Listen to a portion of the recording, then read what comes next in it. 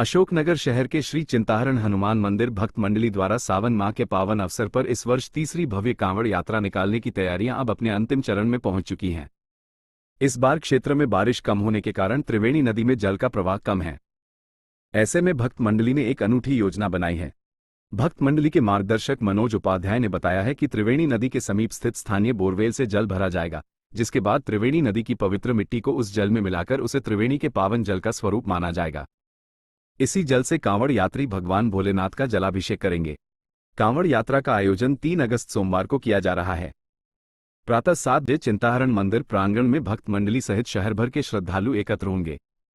यहां से भक्त मंडली द्वारा श्रद्धालुओं को त्रिवेणी नदी तक ले जाने के लिए वाहनों की विशेष व्यवस्था की गई है। त्रिवेणी नदी पर पूजन एवं जल भरने के उपरांत सभी कांवड़िए भोलेनाथ के भजनों की गूंज पर नाचते गाते हुए पैदल कांवड़ यात्रा लेकर चिंताहरण मंदिर के लिए प्रस्थान करेंगे। मनोज उपाध्याय ने बताया कि यह कांवड़ यात्रा का तीसरा वर्ष है। पिछले 2 वर्षों से यह परंपरा निरंतर निभाई जा रही है।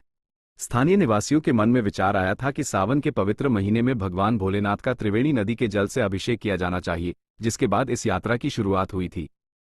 चिंताहरण मंदिर पूरे शहर और आसपास के वार्ड वासियों की आस्था का केंद्र है। हर साल इस यात्रा में श्रद्धालुओं का उत्साह बढ़ता जा रहा है और यह एक विशाल रूप ले रही है। इस बार भी बड़ी संख्या में भक्तों के शामिल होने का अनुमान है। कांवड़ यात्रा को भव्य और सर्वसमावेशी बनाने के लिए पिछले कुछ दिनों से तैयारियां जोर शोर से चल रही हैं। भक्त मंडली द्वारा स्थानीय नागरिकों एवं आसपास के निवासियों को पीले चावल देकर कांवड़ यात्रा में शामिल होने के लिए आमंत्रित किया जा रहा है। ये तृतीय वर्ष है। सबसे पहले तो मैं आप सबको सीताराम बोलता हूँ।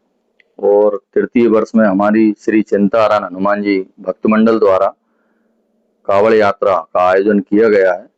वैसे तो सभी भक्तों के मन में थोड़ी सी ऐसी व्यवस्था थी कि पानी वर्षा नहीं हो पाई है, तो तूमेन नदी में भी पानी नहीं है और सब लोग सोच रहे थे कि अब क्या किया जाए। तो मैंने कहा भैया यात्रा निरस्त करें क्या? तो सब लोग बोले नहीं, यात्रा तो निरस्त नहीं करेंगे, भोलेनाथ पे जल तो चढ़ाएंगे, चाहे कुछ भी हो, भगवान से प्रार्थना करेंगे कि अच्छी बारिश हो।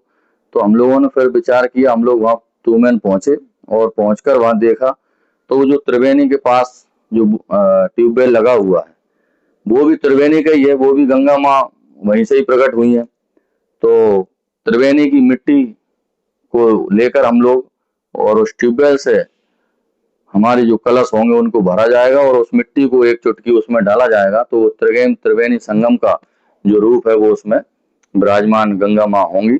ऐसी हम लोगों की मनोभावना है और यहाँ से सारी व्यवस्थाएं करेंगे। चिंताहरण से प्रातः 7 बजे निकल जाएंगे सब लोग और 9 बजे तक वहां सब तैयारी करके पूजा पाठ से निर्वृत्त होकर और माँ से प्रार्थना करके भगवान भोलेनाथ से कि अच्छी बारिश की कामना हम सब लोग कर रहे हैं, जिससे किसान हित और सभी क्षेत्रवासियों के लिए पर्याप्त पेयजल की व्यवस्था माँ गंगा करें, ऐसी सबकी प्रार्थना है।